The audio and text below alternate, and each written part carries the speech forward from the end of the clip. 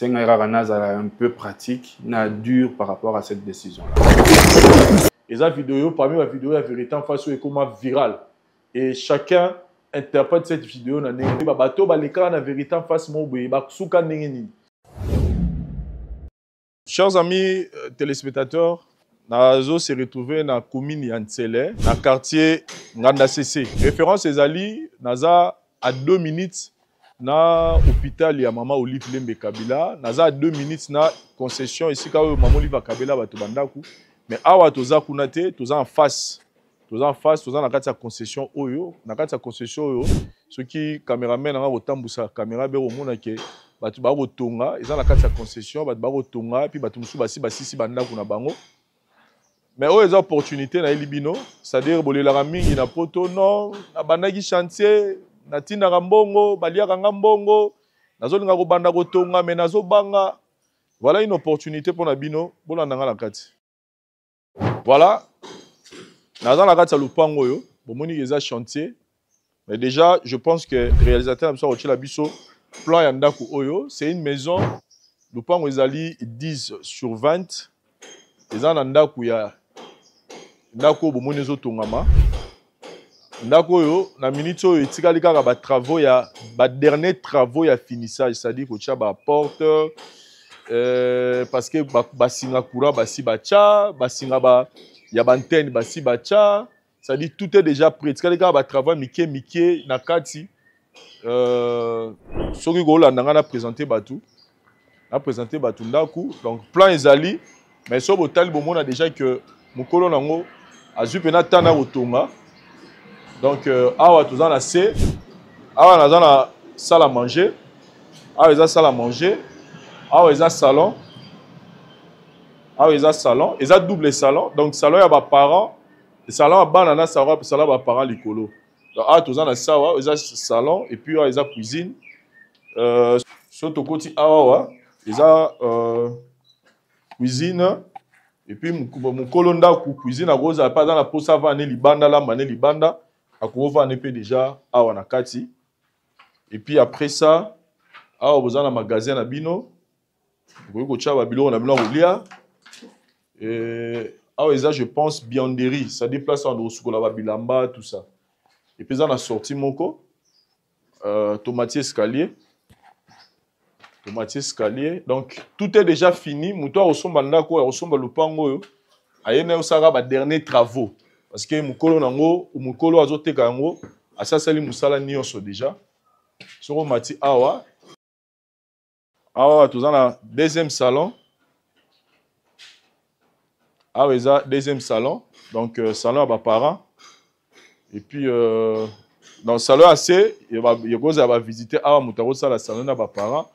C'est-à-dire, soki awa ba garde-fou ekozala awa tobaluki soki tobaluki toye toza na chambre awa eza chambre ba parents eza ya munene grande chambre yango ya ba parents 2 mètres sur 64 na moni bakomi kuna bomoni déjà donc tout est déjà installé ya ba courant donc biloko tout basi bache. Soki awa oza bakangi awa eza chambre moko eza awa chambre pe mususu eza do eza 3 chambres eza oui 3 chambres. Oh dans chaque chambre eza na salle de bain nango, chaque chambre eza na salle de bain nango. Quartier pe bamona yaka la sala likolo bamona esika nini toza eza te ke o mboka moko sika te donc eza pena esika moko batu déjà basi batongi batu bazovanda donc eza quartier eza na kati ya concession na tout expliquer. Donc eza pena une opportunité na moto yo azana posa so mandat kuna ye bino bana poto bozo talanga okosala ngo Airbnb na yo mais obongisi yango meubler yango batu baro banoya ozana 3 chambres ozana 2 salons na C. Donc tout est bon pour que moto tonga donc so tel même likolo donc si atie ba tol na ye donc et très ga ba travaux moni même ba crépissage ça tie nyonso donc moto yo so mandako osala ga ba dernier travaux oyo osala que soki oko s'installer yo moko osala ngo résidence na yo soki pe osala ngo parce que je signale que courant eza maeza ba voilà ba courant ba préparer au la ça même câble ba câble yango donc courant ezali, ma ezali. Et puis nzela, ndenge na otu signaler château, ozwelanga illustration ya nzela. Donc sur boulevard Lumumba, entrée à l'hôpital à Mamolive. Surtout quand entrer à l'hôpital, entrer à l'hôpital à Mamolive, je pense que château, l'exhibition est na macadam. C'est-à-dire au bani na macadam, au souki na macadam. Donc là, au tarara, au tamblara zelo mukie, au komi maman na le pas mon. Donc voilà un peu opportunité tout ça dans awa. Château to kitapo, topé ça, topé ta skoli solo na bien assez. Donc a peu chambre, awa chambre. Donc biso la voix du peuple, tu as la masola bien, tu as la masola kitoko, masola ro sunga batu bazala bien. Olo lela o soki na sombi lupangu na tindi mbongo na famille balienga na tindi na ba camarades balienga. Donc voilà un chantier oyo mukolo nango pour des raisons personnelles il a décidé ya ko teka yango. Donc, nous avons le besoin 10 sur 20. Nous avons le quartier Nganda CC, na commune Antsele. Si tu estimé dans minutes, si vous avez un aéroport, c'est moins de 10 minutes. Moins de 10 minutes au commis. Donc, vous avez un macadam, au côté un macadam, au commis mamoko, na lopangu na yo. Pour tout contact, vous avez un Vincent, le numéro est bimi, nega tout ça la rawana, pour n'avoir pas prix, oyo, ba tché pour na lopangu oyo. Donc, tout est déjà prêt. Badal, Batonga déjà Badal, prix perdu, donc tout est déjà prêt. Et si tout va bien, en tout cas, on peut savoir ce pays image, il y a plan yanda pour que montaye ba elo nini ba basala. Mais déjà dans cette présentation, ils a peine clair.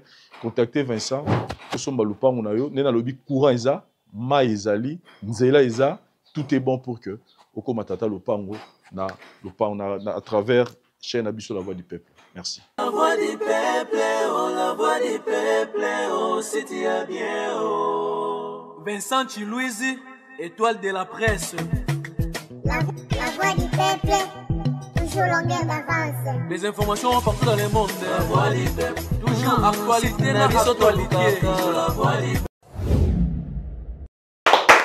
Salut. Bienvenue, chers amis téléspectateurs, dans votre programme Vérité en face. Votre émission, Oyo Ezana objectif, il y a pour réconcilier Batu Oyo Bazaya pour Panzana. Ils ont la bite, il y a pour aider Batu Bas se libérer, n'a pas secret, n'a pas vérité Oyo Babomba. Mais ça nous arrive, il y a retraité Baka Oyo, Bosenga Rabiso Pena suite. Au-delà de la suite, vous en la pose, vous avez Bato, Baleka, la vérité en face, mon boy, Baksuka Nengeni. Et ça, question, Batu Mingi Bapuzara. C'est pourquoi depuis un certain temps, vous allez remarquer que nous avons opté dans un système Yakoye, la Rabino, la Bino, Bato, Baleka, la vérité en face, Oyo, Barapé, Ne Makam Labango et Soukate. Sinon, je continue à insister sur un aspect très important. Il y a Bandeko, dans le groupe WhatsApp, il y a Vérité en face, Oyo, Contribiaka, que vous allez constater que tout le lancé qui cagnotte pour un plateau spécial, tout ça, il y a 10 ans, Vérité en face. Et tout ça, moyen sur beaucoup contribuer. Donc, ma contribution pour le moment, nous focus na cagnotte tout lancé. Et après, tu voyez, à quel moment, Borozong est là dessus, Skocha, on a groupe WhatsApp pour Bozaranango. Sinon, chers amis téléspectateurs, vous allez constater depuis un certain temps, les total vidéos na biso ya YouTube, na internet, ils en a Facebook, ils en a TikTok, ils en a vidéo mo etambolaka où on voit un monsieur en train de faire un mouvement pour gifler ndeko morazara mupanzi et ngala zara na katikati ya vidéo. Je pense que pendant que je suis en train de parler château azozungisango, et cette vidéo parmi la vidéo la vérité en face est comment virale et chacun interprète cette vidéo na ndenge na mona ba musu ba komisango débat politique, ba musu ba komisango golo azo na warrior, ba musu ba komisango dans ça dit mutana mutapesango format na ye. Mais il s'agissait de cette émission Vérité en face où un monsieur, un garçon, un frère était venu ici pour avouer à son beau-frère la pratique sexuelle na cousine propre qui avait créé des conséquences moko yamabe na couple na bango. Et je dois l'avouer que c'est plus mutara kolukanga yaki cousin, mais après muto to garda vraiment plus contact ezaki bongo.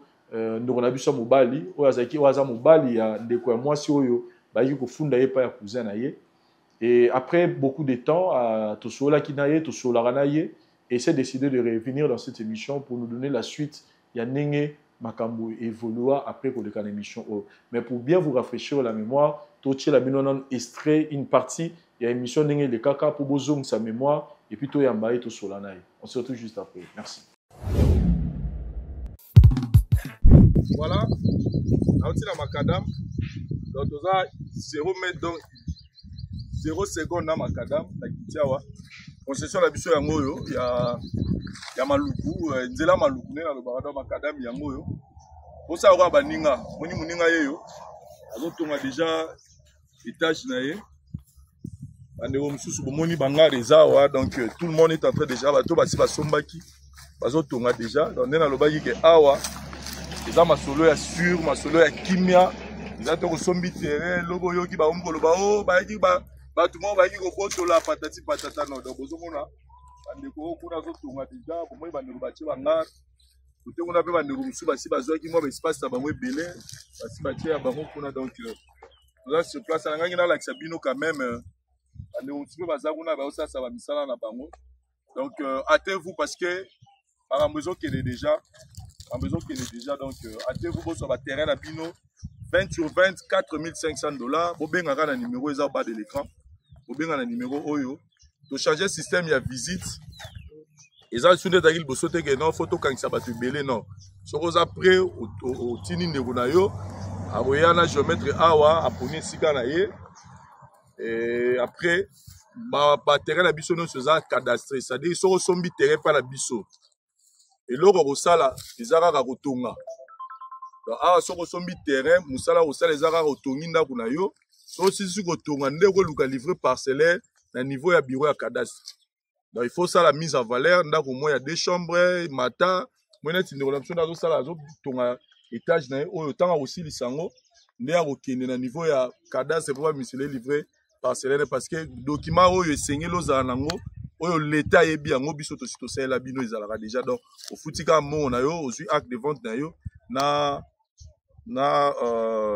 acte de vente na yo na document oyo ezo certifié oyo l'état azo reconnaître na numéro cadastre ezo confirmer que le pango ekomi ya yo tim koloye so ya donc ya kitoko ezaka monde to teki boye biso mo pe to kenda te toza ya biso kimona liboso donc tozalaka awa tozalaka na bino na tamulai donc makadam yango donc mone siko papa aza otonga makadam yango etali donc eza mabele te eza ngomba te eza pete ko place moko boye il faut zo susu moto soko komi il faut zo susu moto bokota na kati te donc makato to lingami na makadam donc makadam eza soko baluki boye makadam donc eza sika malamu oyo tozo continuer ko talisa na bandeko na basumbi te baso mutuka yango ezolika donc oza penza na esika ya malamu awa na quartier village Matonge.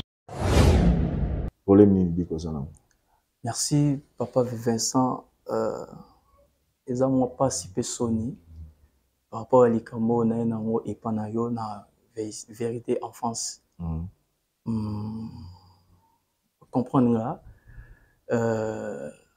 tozana cousine ngai ngavana mingi na chang précisément na Kingasani ye azana ndako libala ni na banal ezaka na batango susu na kenda kuna so mobile ni asai mo déplacement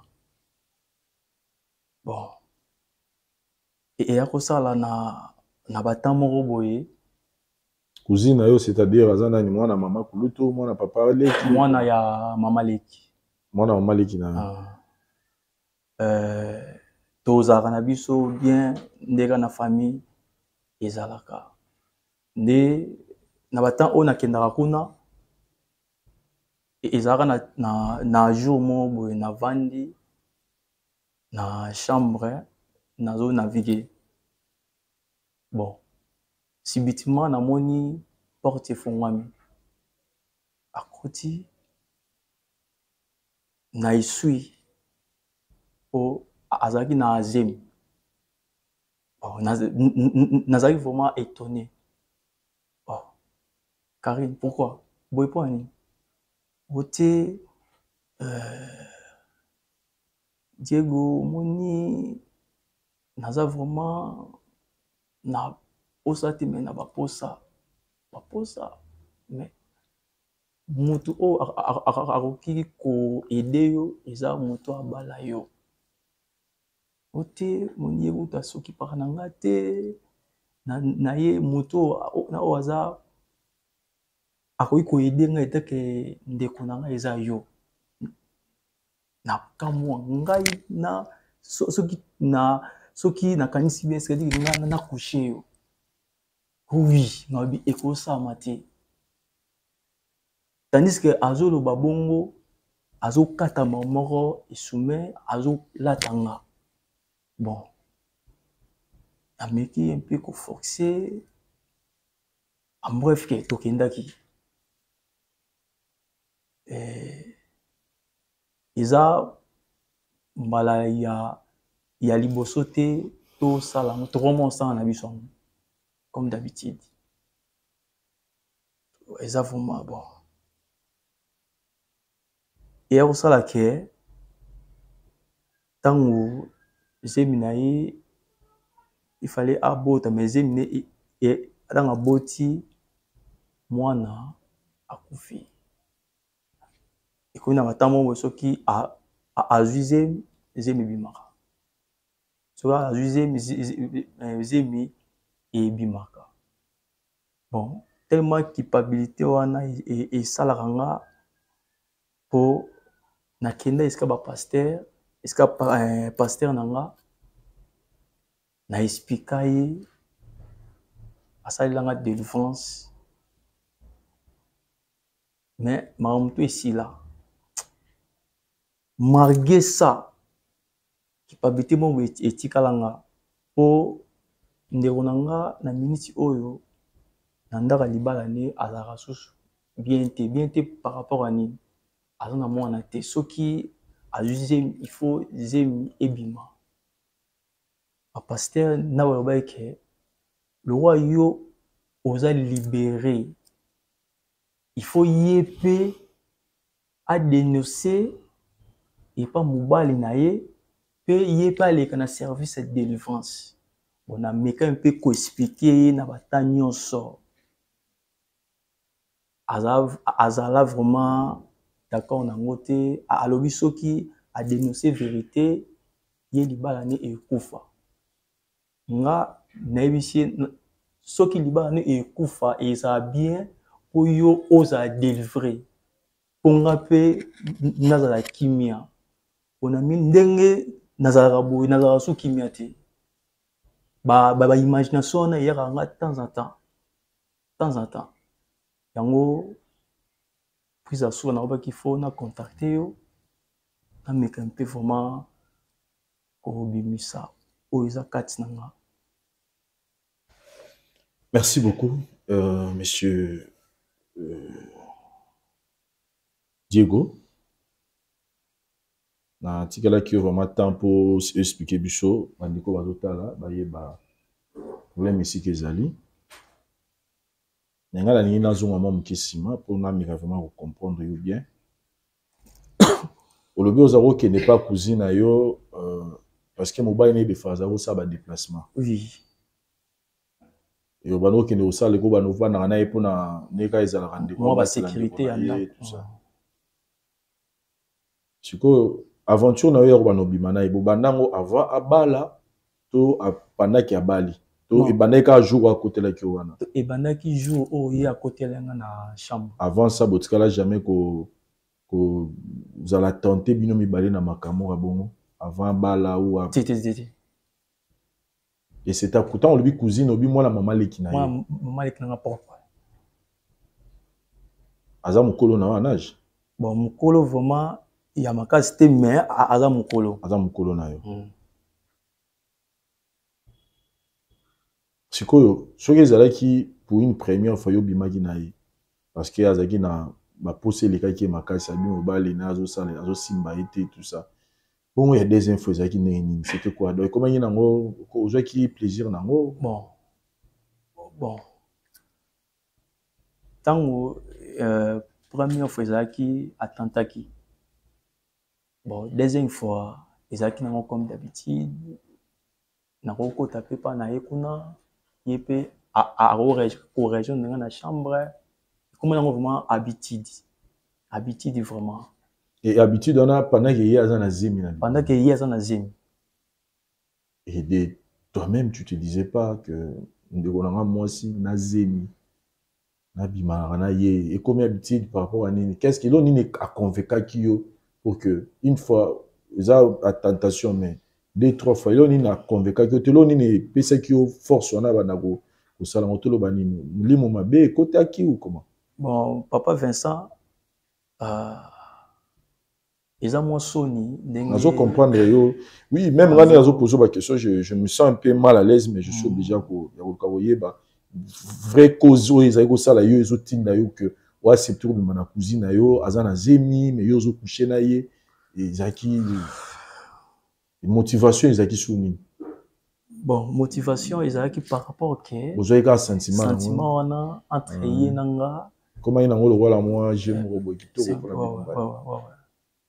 vous avez bah conséquences dans côté bah conséquences vraiment ils ont quitté au toi bah que même la biso un jour il robot à quel beau ta moi la koufi mon koufi et ce qui a commencé basé et comment sopana et nana ça est fort parce qu'à quel moment tu te dis que non ça m'a bien que nous passer à l'ensemble et là on est pour ça qui nous passer à l'ensemble pour les canaux de délivrance merci et là on est poussé ngana les canaux de délivrance pour na le kabasa ensemble tant on a vendre conscience qui bon monto et kozonga par rapport que ya cousine nga propre na mona a komi konyo comme na libala dans sens que azana mona te à tout moment azo zoazemi bazemi ezo sopana na comprendre que ils ont na base mo boy oyo ezo sera que bazemi e sopana pour pendant que nga to comment coucher na ye asaki na azem etango aboti na maternité moi akufi nde à partir wana vraiment nazwaki posa moko boye ya kokutana na basala nzambe na soumettre bango problème oyo nde bakosala nga défense mais à condition balobi il faut yepe pour akoma libre il faut azala délivrer mais na meke mpe koconvaincre ye en tout cas aza d'accord na moté parce que condition de délivrance il faut mobile na yeba bien sûr donc faut aller quand la délivrance na mobile c'est à dire que a tout beli et pas mobile na ye a expliquer ndenge makambo ibanda ti ndenge tokomaki na ba profondeur et après aleki na délivrance wande a sauver.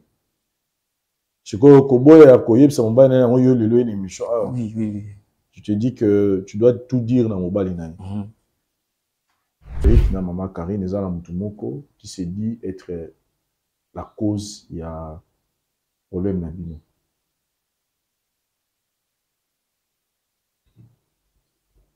donc moi je Papa Vincent,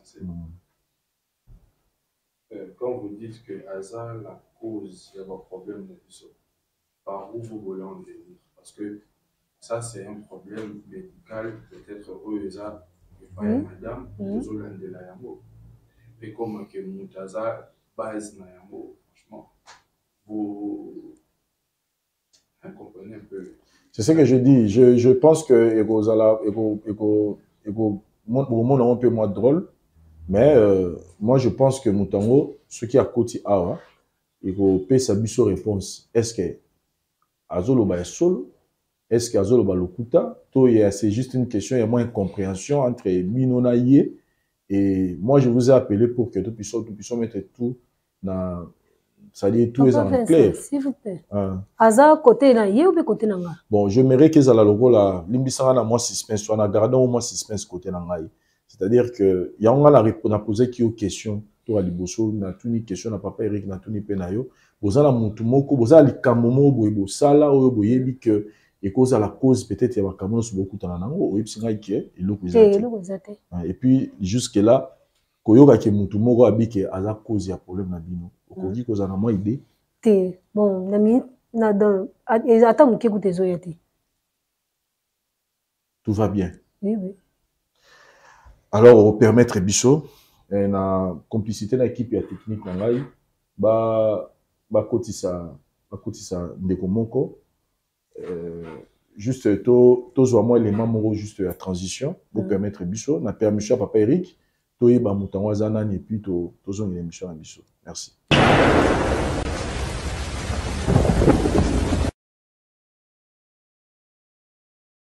Voilà, chers amis téléspectateurs, nous sommes de retour dans plateau Nabiso. C'était une façon pour Nabiso de paiement moukier et pour introduire la personne au hasard concernée. Maman Karine a joué sur le yo. Na papa Eric Elongo. Bonjour reconnaître Elo côté. Papa, donc Elo côté, tant dans le bien Elo côté. Ce que entre ma femme et moi, il n'y a pas de secret. Donc, on allait l'étaler. Donc, ne vous dérangez pas. Moi, je sais que donc, avec ma femme, au moins, vous connaissez le principe. Il y a une émission à Bisso, donc, moi, je m'irais simplement au sein de la binomi balé. Donc, côté ce que monto ya lobby, aza cause.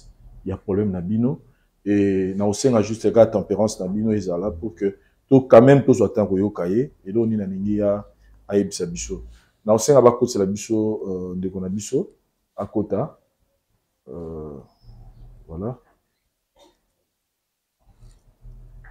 Oui, mon frère Kota. Diego. Non, papa. Diego, papa mini. Non, papa Eric, il y a quoi Diego? Hein? Diego, ni la vie là-bas. Diego, ni la vie là-bas.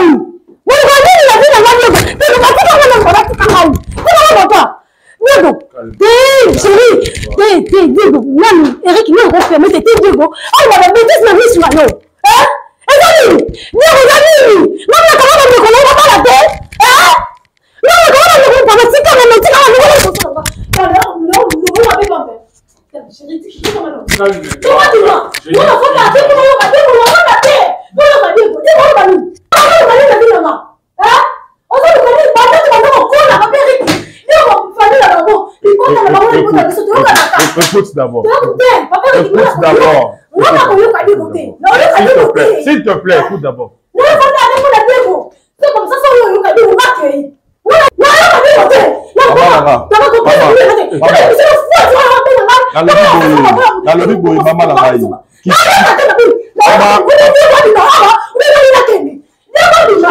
Écoute, maman Karine. Moi d'abord, maman Karine. Ok, mais quitte la maman quitte la passion le bibo. C'est là nous. Aujourd'hui c'est pas maman Karine. Maman Karine. Maman Karine, papa, il faut calmer s'il vous plaît.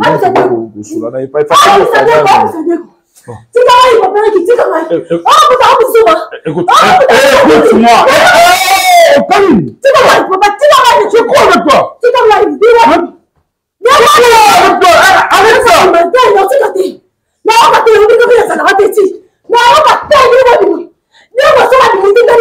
Bon, c'est bon. Est-ce que c'est la maman Karine qui t'a maman Karine, Yoka, maman Karine, pardon. Yoka, c'est la proposition de c'est pas Bibi au Yoka, Makambo, Diana Loba. Soit qui te bibi ça au Loba quand même. Maman. Après tout, vous acceptez que tout continue le problème pour nous. Je suis une personne responsable. Et j'aime les responsabilités que j'assume et là sur toutes les lignes de ma vie.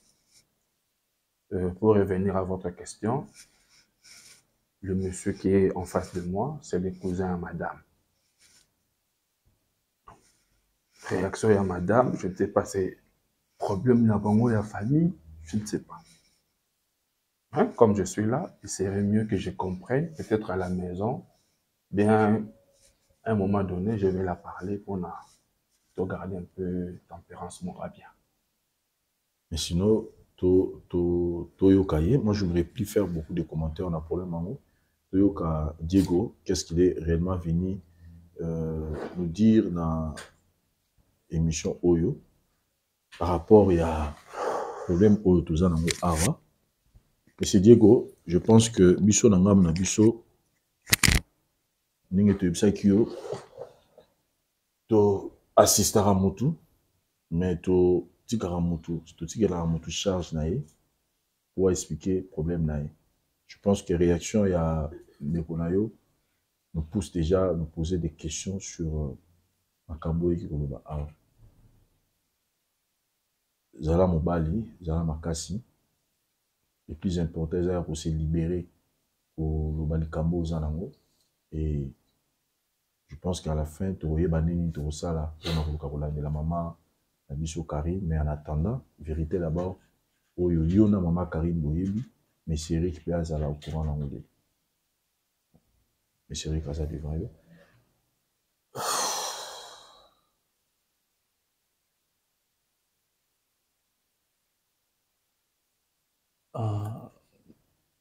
Tante Eric.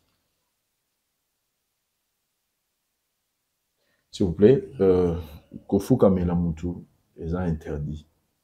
Donc, vous pouvez vous asseoir et expliquer votre problème. Merci. Il y a Liboso, Limbisanga, Ponzambe déjà, à Limbisanga. Pour Nazasu libérer ceux qui yope au Limbisinga et Salanga vraiment bien. Bits nanga nayaki na vérité en face à propos ya mabe oyo to bandaki pe to continuaki kosala na oyo aza cousine nanga to pe na oyo aza mwasi na yo oyo bala na mbongo. Diego, moi je n'aime pas les parents. Tu me connais bien. Pas droit au but. Parce que moi je ne connais pas. Je ne connais pas vos histoires de famille. Tant aux autres, le banali, Misayo, comment tu mets. Hein? Je tiens vraiment flou dans mon tout. Va un peu droit au but pour que je te comprenne vraiment. Ok. Moi, si nayo Karine, oza cousine nanga. Oui. Tindenge yo sara ba déplacement, ya ba invitation ya musala. Kozanga na ndako nde na yaka ko s'occuper na ndako po na nia za yimo ndenge pa azaki na azemi. Là je sais. Oui. Bon, ezaki na tamo boye na azaki na chambre à côté la kinga na kati ya chambre na esu esume. Et ya kosala ke ameki ko expliquer nga ke azana na ba posa ya nzoto que yo vraiment au CPS qui était. Va un peu mollo là. Va un peu mollo. Va un peu mollo. Ma femme à côté de la chambre. Oui. À côté de la chambre. Oh, sois calme. Ma femme à côté de la chambre. Oui. Donc à côté de la chambre. Pardon, papa Vincent. Oui, oui. J'aimerais comprendre avant de. À côté de la chambre. Étant à côté de la chambre. Non, ameki ko expliquer nga, c'est-à-dire que nga na tout couché. En tout cas, na mona ko un peu louche. Et puis ça nga vraiment moi nzoto na malili. Yo ebika basi bazaka un peu compliqué. Alatinga tanga latinga na nzoto pona na se défendre mais il a miska t'as pas crié. Toi, tu n'as pas crié. Bon, on a crié à quitter. Merci. On a crié à quitter. Et à ça, que ton maman a qui.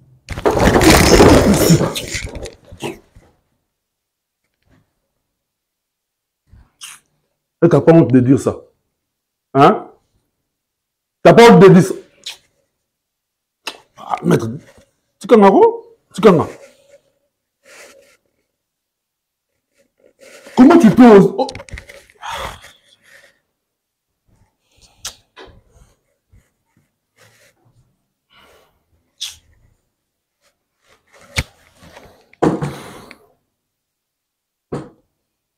Donc toi, tu as couché avec ma femme, n'est-ce pas? Oui. Hein? Pour ceux qui m'appellent sous imbécile. Hein? Pourquoi ne pas m'appeler? Pourquoi ne pas me faire assez? Mais c'est quoi ça? Oh. Ma femme, ta cousine, ne connaît pas mon qui me donne ma belle? Tu commences à habitude. Il est avec nous sur ce plateau. Lui, c'est M. Eric. M. Eric, Oyo Bisonabino, Torotsuko Tala, Nénin Marambule Kaka. M. Eric, bonsoir. Bonsoir, M. Vincent. En tout cas, merci beaucoup pour avoir accepté et pour répondre à l'invitation à Bisso après un long moment. Oyo Marambule Kaka, on a plateau, Ezaki, et le romo ya passi, et dérangé yo makasi. Ça a pris vraiment du temps pour nous reloucaner, nous se maîtriser, pour nous vraiment na kati ya ita na yo bato belé ba otala batu na ramé et souka nini qu'est-ce qui s'est passé après makambo ya moto yambi le lopesa biso suite. D'abord je tiens à vous remercier vu que nous avons fait un emploi du temps est chargé mais quand même on a pu répondre à l'invitation. Pour revenir à votre question et ça qui est vraiment facilité koyoka ma femme qui sort avec son cousin et nous avons perdu à peu près 3 enfants à cause de ma camounion Sorana. Vraiment, c'était pas facile. C'était pas facile. Et au retour, j'ai dû aussi parler avec les anciens, Mikolo, j'ai dû la famille. Oui, j'ai dû leur relater un peu cette histoire. Et ça n'a fait c'est Simbagi Penzate dans ma famille. Oh, bablora bongo surtout plutôt l'un de la coutume et même liwa mbali. Là ça c'est dans le contexte de la coutume et mon approche personnelle est permettre un gars de soutenir Nazarana Karine dans la même maison. Donc au retour j'avais pris mes histoires, j'ai quitté même la maison, j'ai récupéré la garantie. Je ne sais pas oyo bongo bakomaki, je ne sais pas. Pour vraiment, j'ai coupé toute liaison entre moi et Karine ainsi que son frère Diego. Place il y a pardon, ils allaient quitter la marabouana. Place il y a réconciliation, place il y a réparation, ils allaient quitter la marabouana. Bon, à ce stade-là, je ne pense même pas que je peux leur pardonner. Parce que je pouvais accepter qu'une fois, et ça l'a mis, informer Ngaï, peut-être on allait trouver un terrain d'entente. Mais ça fait 3 fois que cela s'est répété. Imaginez que ça allait sur 4 ou 5, je ne sais pas comment. Comment est-ce que j'allais me défendre? Donc, c'est un peu pratique, dur par rapport à cette décision-là. Tant on a tout à l'heure, on a mon lobby, tant on a vendu ici famille, anciens, tout. En tout cas, c'est la famille qui a influencé votre décision ou c'est vous-même parce que non, la famille n'a pas influencé la décision. La famille a accompagné ce que j'avais déjà. C'est-à-dire que moi-même, j'avais déjà une décision en moi. C'est un peu comme ça l'analyse comparative entre ce que la famille va dire et ce que moi j'avais comme réflexion. J'ai trouvé que les deux cadrés, je n'ai fait qu'appliquer. Et là, qu'est-ce qu'elle est devenue, maman Karine? Je n'ai aucune information d'elle, malheureusement. Il n'y a pas ça l'effort Moroté, peut-être Bobongissa, j'ai bloqué toutes les relations. Même si elle venait pour demander réconciliation, je ne trouverai pas la place pour la pardonner. Pour moi, je suis catégorique dans c'est trop fort. Et c'est plus fort que moi, quoi.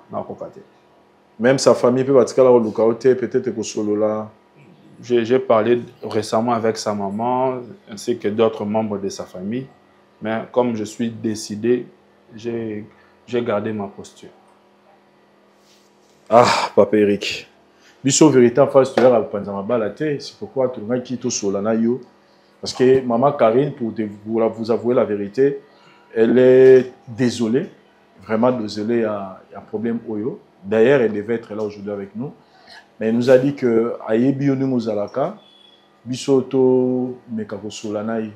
Parce que même Jésus-Christ, tant il a qui est moi si Oyo, a été comme ça les Kobo.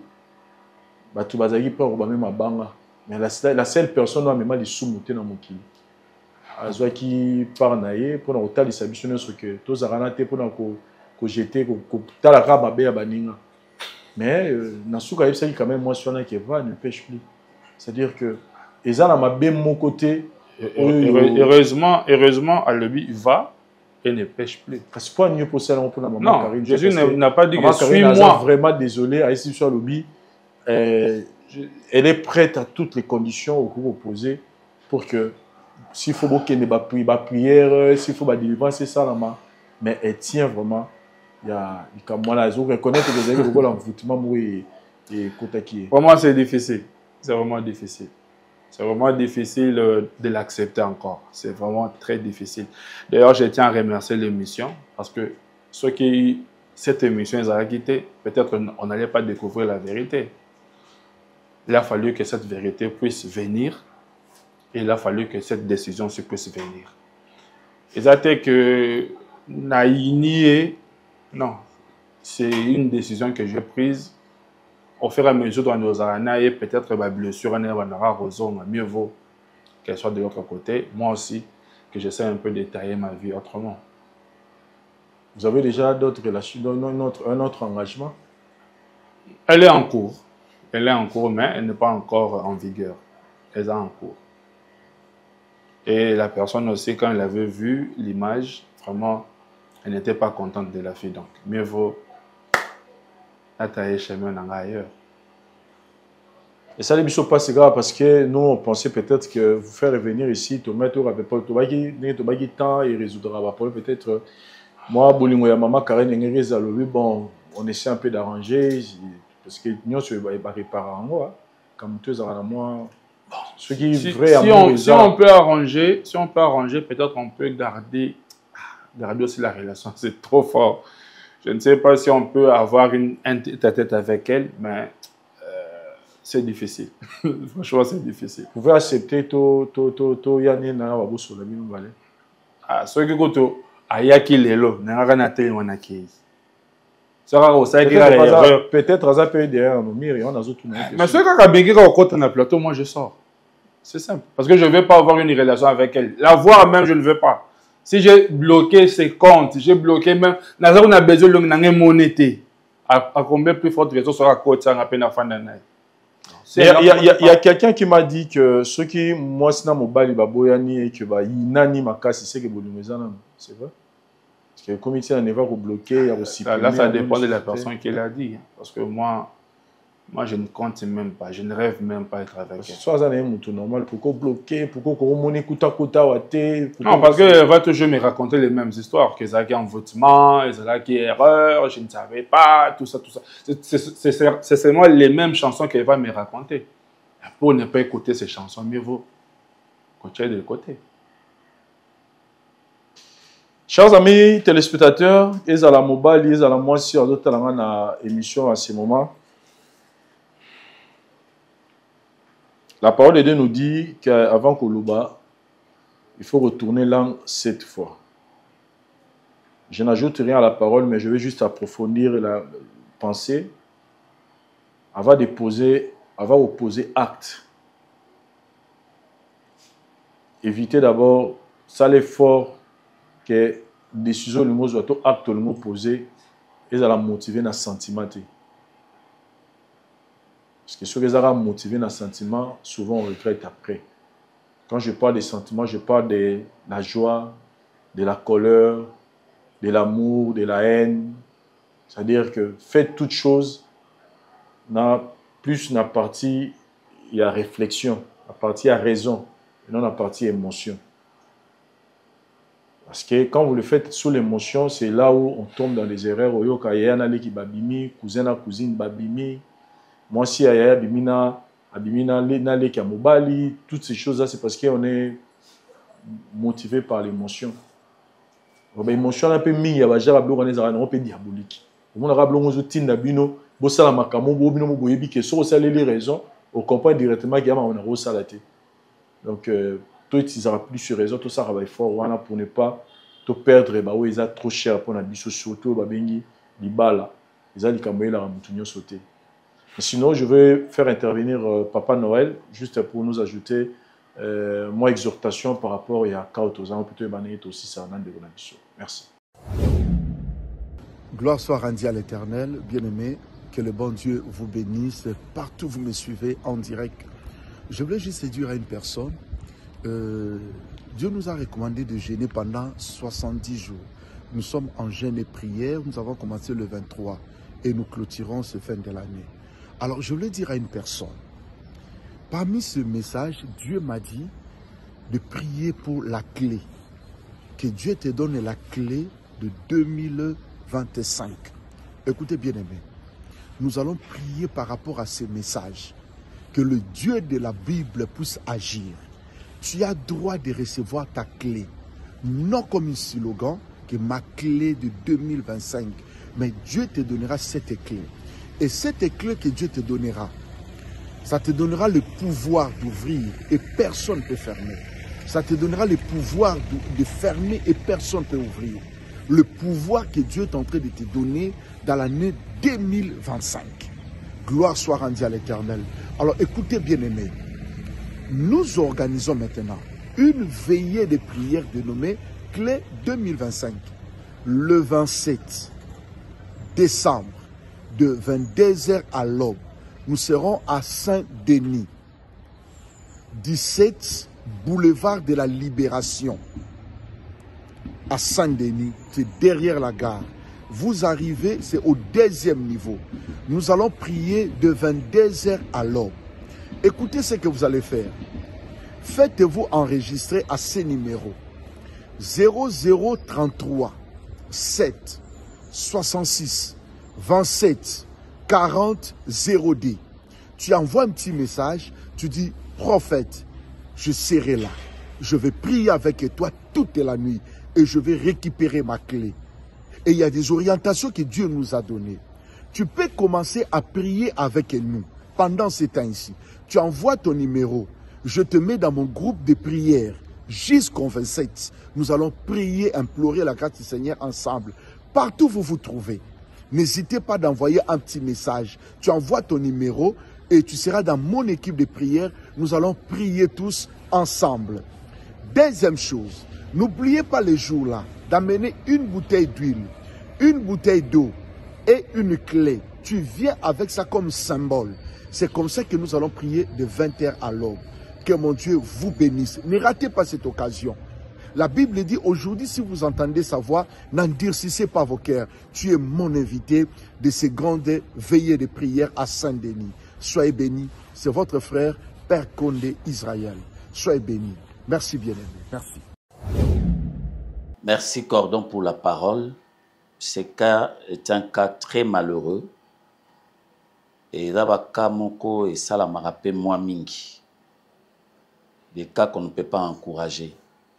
Vous savez, le mariage est sacré, je le dis toujours. Et puis, le corps de la femme appartient à l'homme.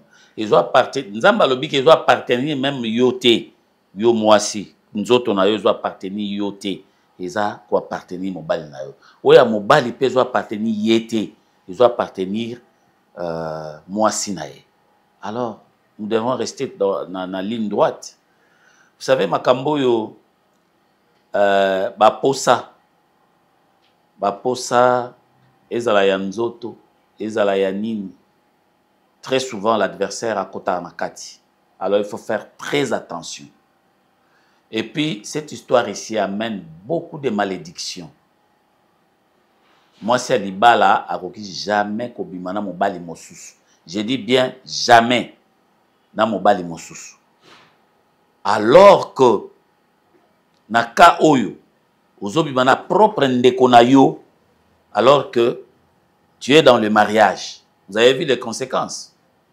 Bana bazoyate, il y a eu ce 3 cas où il y a eu de fausses couches, où perte, il y a bazemi et tout ça. Ça montre déjà que les situations m'ont bien été. Hein, il faut arrêter ça. Les gens qui font ça, comprenez que celui qui sait faire le bien et qui ne le fait pas commet un péché. Yo moko yebi ke eloko na osala, eza mabe, mais laisse. Et bato ba comment na facilité mo ya olobaka non ezaki envoûtement, ezalaki je n'ai pas compris. Comment on comprend? Dieu t'a donné la raison. Nous avons sur intelligence pour réfléchir. C'est ça la différence qu'il y a entre un animal et un homme. L'animal agit par instinct. L'homme doit agir par la raison, la réflexion. Donc tout ça va bien. Restons sur le pas de l'Éternel. Ils ont bien été. Vie ils ont théâtre traité. Tout ça on a katé no izanga. Na sala bozo mona ngolo komi gang. Ozozo moi si ndeko na yo na kati ya libala ozobima na ye. Non. Restons sur les traces de l'Éternel et la terre sera tranquille. Merci.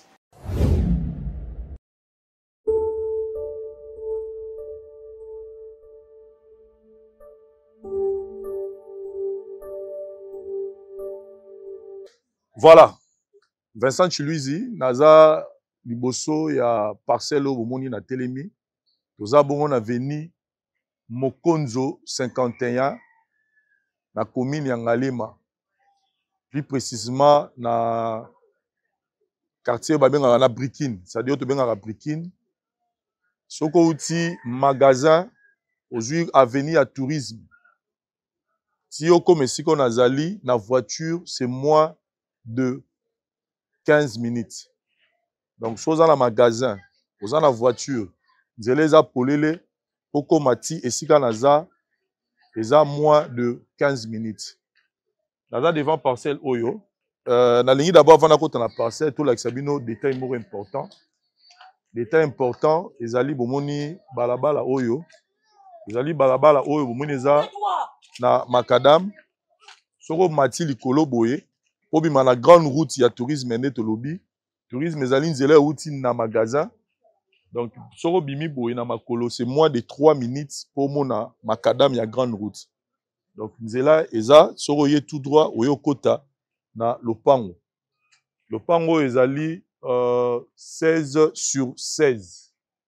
Lopango ezali 16 sur 16 donc ebandi awa esuki aussi ko moni couleur ya jaune wana.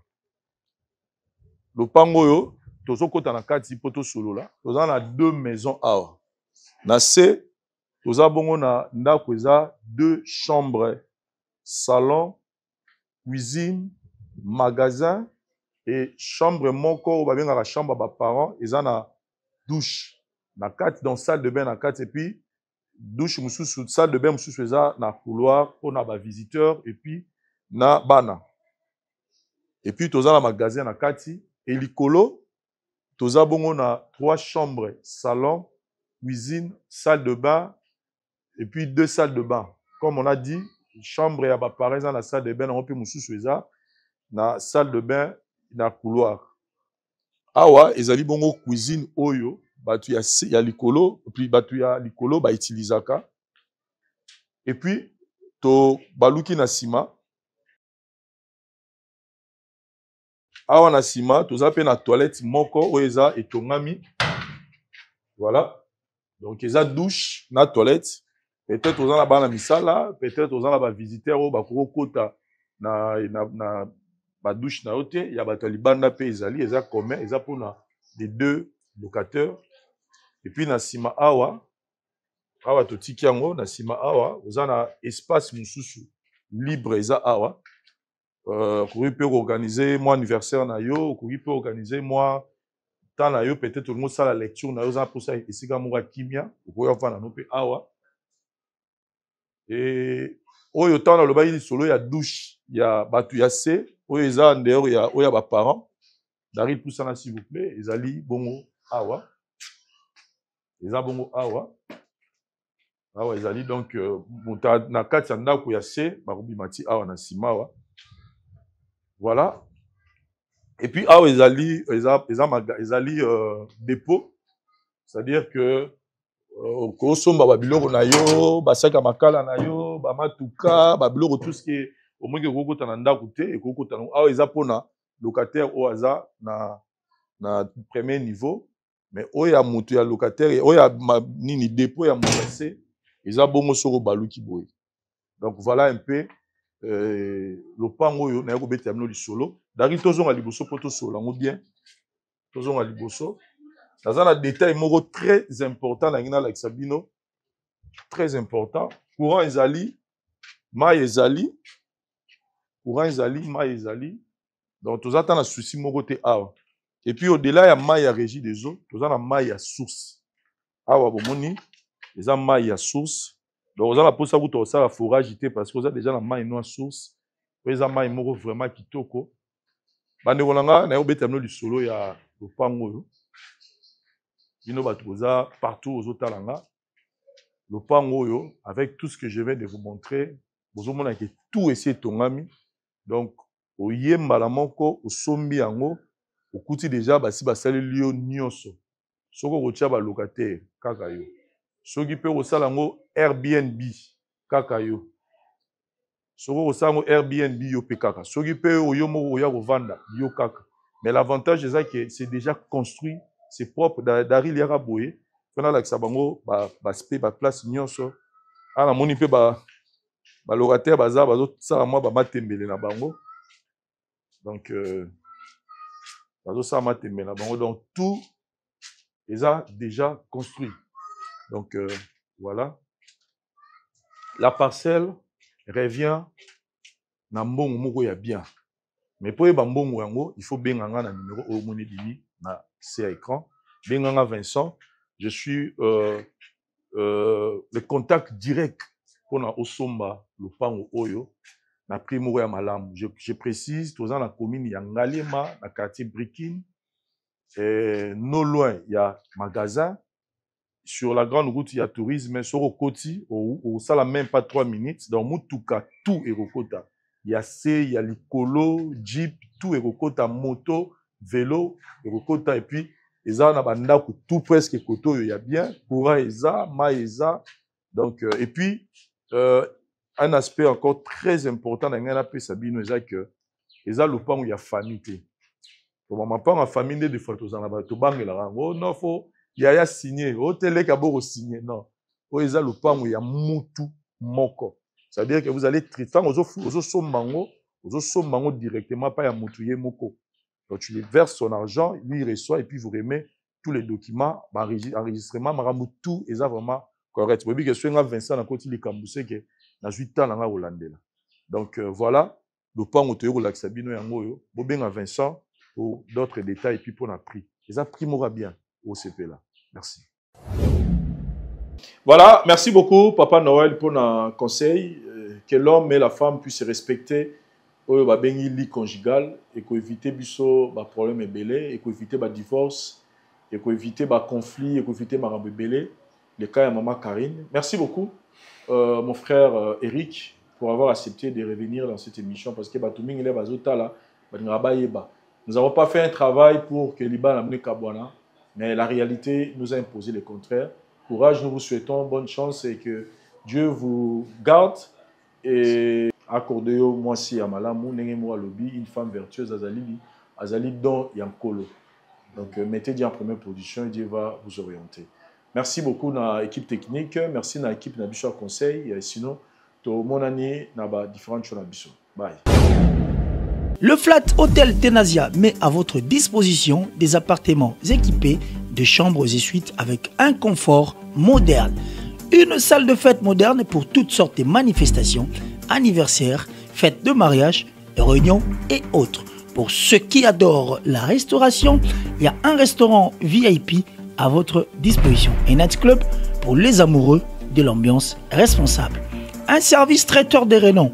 Et pour ceux qui adorent rouler en sécurité et en luxure, le Flat Hotel Tenasia met pour vous une location des véhicules des marques. Le Flat Hotel Tenasia se situe dans la commune de Lingwala sur l'avenue Kalembelembe numéro 256 à 2 minutes de l'avenue Libération ex 24 novembre. Je suis docteur Pichotondele, pharmacien de formation. Je suis formé à l'université de Kinshasa à la faculté de pharmacie.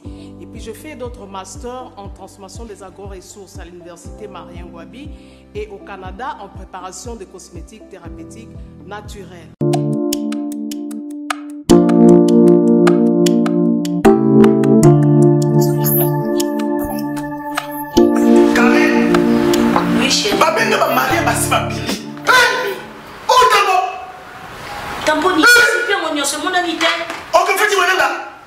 ba côté ni. T'es carré.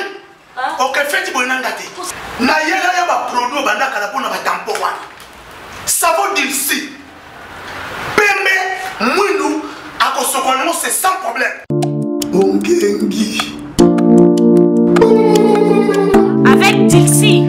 Toujours. La voix du peuple, oh, la voix du peuple, oh, c'était bien, oh. Vincent Chilouizi, étoile de la presse. La voix du peuple, toujours longueur d'avance. Les informations partout dans le monde. La voix du peuple, toujours actualité, la actualité. La voix du